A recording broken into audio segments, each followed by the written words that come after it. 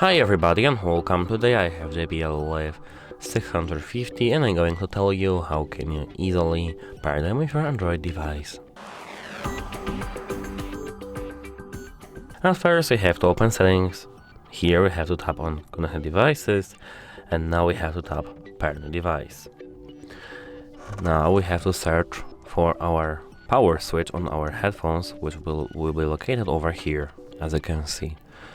We have to turn on our headphones and now we have to click on our Bluetooth button over here. Wait a moment, I have to get the focus. And now, as you can see, here are our headphones. We can click on it over here or in our devices in our pair device list. JBL Live 650 B, T and C pair.